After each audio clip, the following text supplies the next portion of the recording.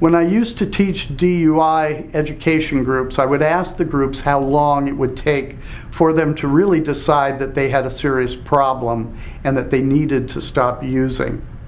In other words, if 20% or 30% or 40% of the time that they drank or used drugs, there was a significant cost.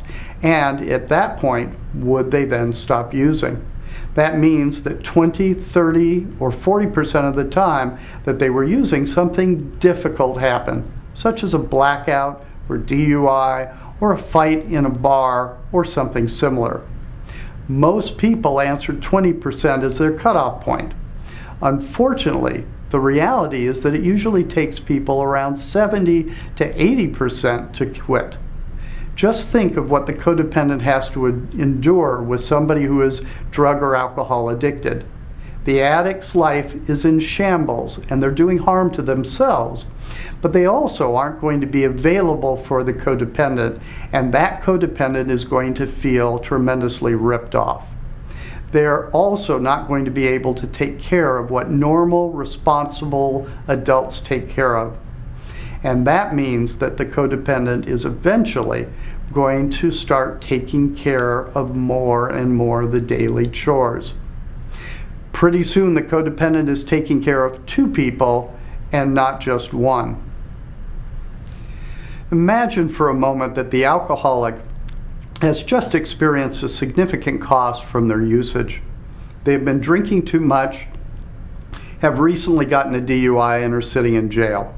They get one phone call, so they call their wife and ask her to pick them up at 2 o'clock in the morning. Now, if she is codependent or an enabler, which is the same thing, and picks him up, she will actually be harming him. Bailing him out of jail is something that most people would look at as loving. But in reality, what the enabler is doing is harming this person, because they are rescuing him from the cost of his behavior. If there is no connection between behavior and consequence, between behavior and reality, that connection gets lost, and that impedes the person from learning. On the way home, of course, there is a lot of criticism from his wife, who just rescued him. It is important to be aware of what is occurring at that point in the mind of an addict. If the cost of his or her using has been rising for some time, this person will be fighting with themselves. I want to drink, I don't want to drink. I want to drink, I don't want to drink. They are evaluating the cost and usually feeling like an idiot. When the codependent steps in and says, I don't think you should drink, they are attempting to help the addict. But what is actually happening is the alcoholic can take that part of the statement, the 50% of I don't want to drink, and project it onto the codependent, which allows the conflict to be resolved momentarily for the addict. Now the addict feels sure, 100% sure, that he or she really does want that drink. By trying to be helpful, the codependent is actually impeding possible change. This is the hallmark of the codependent alcoholic game. However, if the codependent rescues, they make the cost less, so the addict doesn't learn as quickly or as completely.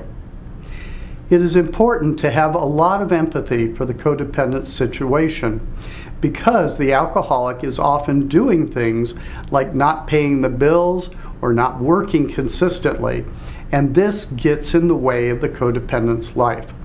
And that codependent is going to naturally feel like a victim.